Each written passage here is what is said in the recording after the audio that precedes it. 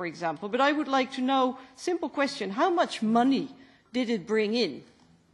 I would like to know. And how do you do the screening of the people requesting golden visas? Because they're not little old grannies from Russia.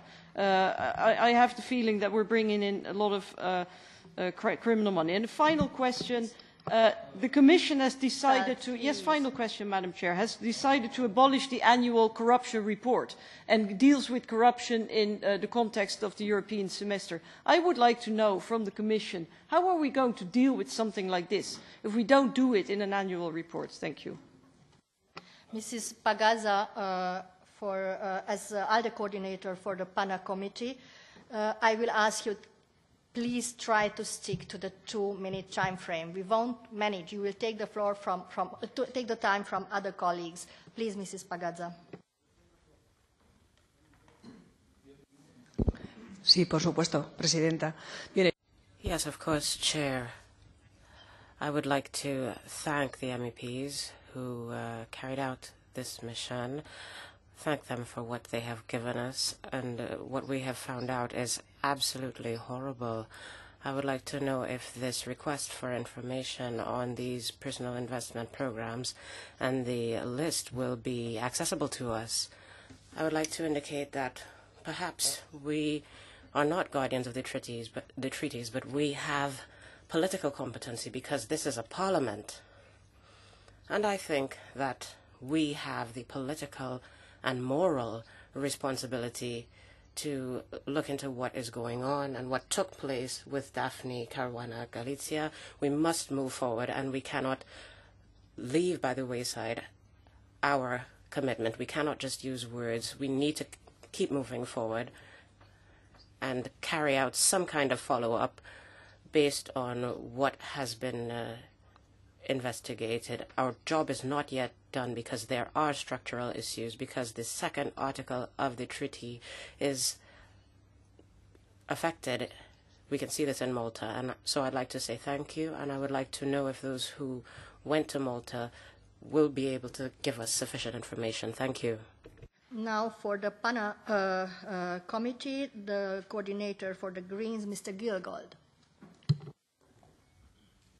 Thank you. First, colleagues, thank you for the good cooperation in the last year, really. And thank you to the Minister and in particular also to the sons of Daphne Galizia to be here. And I would like that we try to find the possibility that they can also have the floor, because I think that would be normal that they have the possibility to say what they want the European Parliament to do.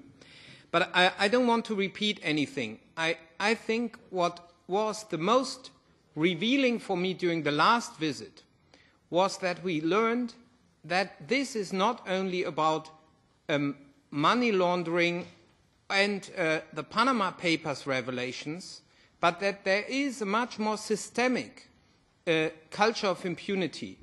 So we learned that there are basically no high-level cases of corruption which led to prosecution, although there were regularly strong hints to this. So why is the gas contract to Electrogas not properly investigated? Why is the privatization of hospitals not be properly investigated? Why is it that we have a member state where the Chief Justice says it's a deterioration of the rule of law? This is all very serious, and the number of cases is much longer. We also have signs of influencing voters with public contracts. Also, this didn't lead to an investigation. Therefore, I think we have to be serious.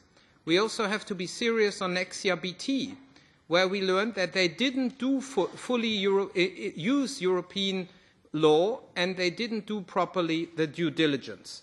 And still, there was no investigation. So I think it is important that this changes. And therefore, I call on the Commission to follow up their work, discuss it with us, and also hope that the Parliament will continue with its work. And I have one question to the Minister.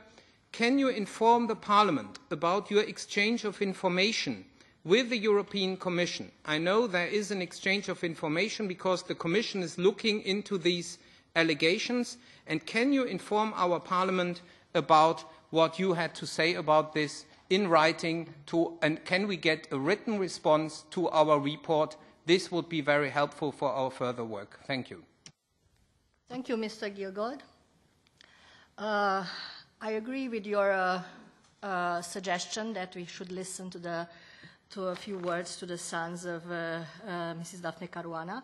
What I suggest, as you were also a member of the you participated in the mission, you would have 2 minutes as a member of the mission, so you will give your 2 minutes at the end to the sons, if you agree with that. I'm very happy to donate Thank these you. minutes so to then let's the continue with I have on my coordinators list Mrs. Kappel for the ENF present.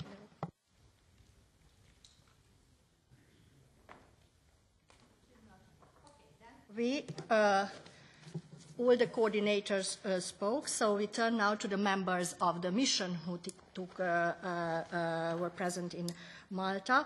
Mr. Casa, please. Thank you, Chair. First of all, I wish to express my appreciation to colleagues for the professionalism with which this report was drawn up. The report is clear, and the issues that must be addressed are clear too.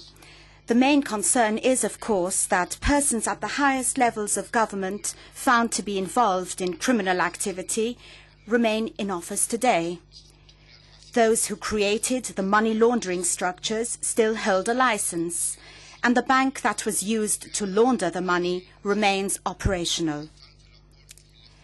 And all the while, reports from Malta's FIAU calling for police action against these people remain ignored. The impunity is shocking. It is against this backdrop that journalist Daphne Caruana Galizia was assassinated. Daphne's targets continue to hold high public office. Pilatus Bank continues to hold a license to operate in the EU. Nexia BT is still awarded government contracts. Today, Minister Owen Bonici is here with us, but what is he here to tell us? He will tell us that his government introduced legislation on whistleblowers, but he won't tell us that they only protect the whistleblowers who support his government. He will tell us that they introduced a law that removes prescription on corruption, but he won't tell us that they have made political hostages of the FIAU and the police so his colleagues can never be prosecuted. He will tell us that they have introduced a new media law, but he won't tell us that Daphne Caruana Galizia's assets remained frozen at the time of her assassination because of legal action by the deputy leader of his own party. He will tell us that magisterial inquiries are ongoing in Malta. But he will not tell us that the Prime Minister filed an appeal to prevent some of the most important revelations from being investigated. He will try to frame this debate as some sort of attack on Malta. But no, this fight is for Malta, for the Maltese and against the corrupt government. Thank you, Mr. Casa. Mrs. Grappini, please. Mulțumesc foarte mult. Mulțumesc și Thank you very much. I am grateful that I had the opportunity to be part of the Malta delegation. Let me start with the conclusions, because colleagues have already mentioned a lot. First, I think this period of analysis is too short. I don't think we should stop here with this report and with this analysis.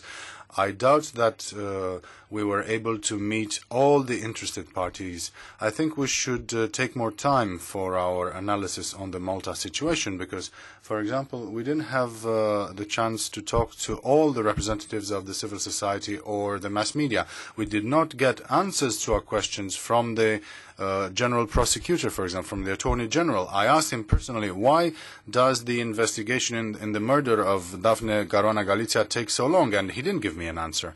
Then when we met with the press, we didn't get answers to the question whether they got the full reports when they wrote those articles about the financial scandals. So we didn't get answers to a lot of questions, and I think we should be very careful, because I think we should be even-handed here. For example, Of course, we met with the network of the civil society. We met a gentleman, Mr. Michael de Guglio, who is also a councillor of the Nationalist Party. So I think that, I don't know how ethical this is, because we need to be careful with these things. We cannot toy with the citizens' rights or with the citizens' lives, because a journalist has been murdered here. Let's not forget about that. I think in Malta, the citizens' rights to free expression should be better defined and respected.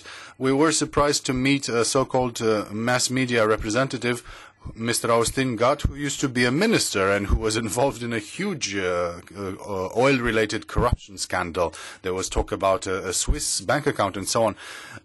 Let's say all these things. I don't think we should think with our political belonging. We should think about the most important thing, which is the security of the citizens of Malta and the rights of the citizens of Malta. So, in my opinion, I think we should take more time to analyze the situation in Malta in order to get a clear picture. Thank you.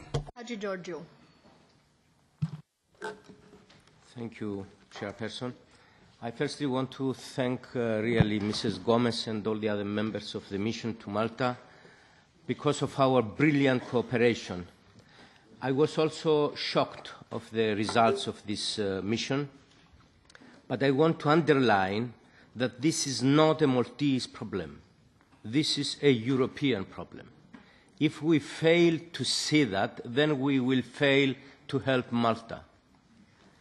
In Malta, there are very, very dark procedures, and they have to deal with that, and they have to clear it up. For example, Pilatus Bank. How can we digest that the bank has just 130 stakeholders and at the same time imaginable amount of money in their deposits? It's something which we cannot understand and we cannot digest, as I said. The third thing I want to say, because the members of the mission already said everything, is something about Mrs. Maria Efimova, who is a whistleblower, and she talked to us too through Skype. There is a warrant against her in Cyprus for different issues, and I don't know if these things are related to the fact that she is a whistleblower. I, with Mrs. Gomez, already wrote a letter to the Attorney General of Cyprus to tell us something about these allegations and why there is an international and a European warrant against her. Lastly, I want also to welcome here the sons of Mrs. Caruana Galizia and to express to them our condolences too. Thank you so much. Thank you. Now I turn to the other members of the committee who wanted to take the floor, wish to take the floor. I have 3 members who indicated to intervene, Mr. Becker, Mrs. Fayon, and Mr. Zamit. I close now the list of interventions. Mr. Becker, please try to be shorter than 2 minutes. Help me with the time. Thank you. Yes, Chair, I will do my best. Many thanks to our colleague Ana Gomez for her report on the mission to Malta. And the key consequences we can draw today, not only regarding rule of law, money laundering, but on an unbelievable case of murder suspect, which with a very serious background of tremendous corruption, seemingly even protected by justice and police authorities, in the government top level and the direct influence circles around. Let me first of all make clear that the great people of Malta do not deserve this picture in the world. The responsible government officials should have had stepped back since months. We must support